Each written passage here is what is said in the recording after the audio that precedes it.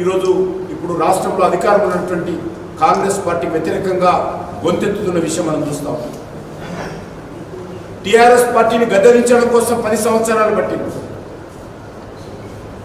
ఎంతైతే 10 సంవత్సరాల్లో TRS party వ్యతిరేకత వచ్చిందో అంతకంటే ఎక్కువ వ్యతిరేకత ఈ యొక్క సంవత్సరంలో రాహుల్ గాంధీ నాయకత్వంలో కాంగ్రెస్ పార్టీ ఆధ్వర్యంలోని రేవంత్ రెడ్డి ప్రభుత్వం మూటగట్టుకుంది.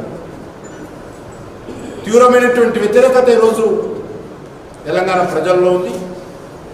అందుకే ఈరోజు శాసన మండలి ఎన్నికల్లో అన్ని వర్గాల ప్రజలు, ఉపాధ్యాయులు ఈరోజు భారతీయ జనతా పార్టీకి అండగా ముందుకు వస్తూ ఉన్నారు.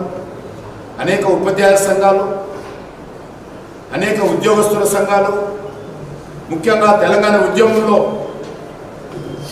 మరి పోరాటం చేసినటువంటి జేఏసీలోని అన్ని సంఘాలు కూడా మరి ముందుకు వచ్చి అండగా నిలబడతా ఉన్నాయి. జేఏసీలో పనిచేసినటువంటి సంఘాలు ఈరోజు ముందుకు వచ్చి అండగా నిలబడతా ఉన్నాయి.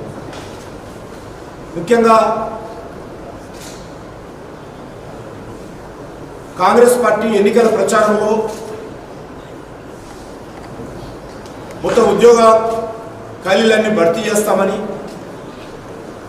డేట్ల వారీగా, తేదీల వారీగా ఏ రోజు ఏ గ్రూపు పరీక్షలు ఉద్యోగాల కోసం ఎంట్రన్స్ పరీక్షలు నిర్వహిస్తారో వాటన్నిటి కూడా షెడ్యూల్ వారిగా జాబ్ క్యాలెండర్ అన్ని పత్రికల్లో ఫ్రంట్ పేజీలో ప్రకటించారు. 2024 డిసెంబర్ లోపల తెలంగాణ రాష్ట్రంలో 2 లక్షల ఉద్యోగాలు భర్తీ ఏ రోజున చేయబోతున్నామో కాంగ్రెస్ పార్టీ ప్రకటించింది. మరి సంవత్సరం పూర్తయిపోయింది, 2025 అయితరాయని మరి ఇచ్చినటువంటి జాబ్ క్యాలెండర్ ఎక్కడ పోయిందో ఈరోజు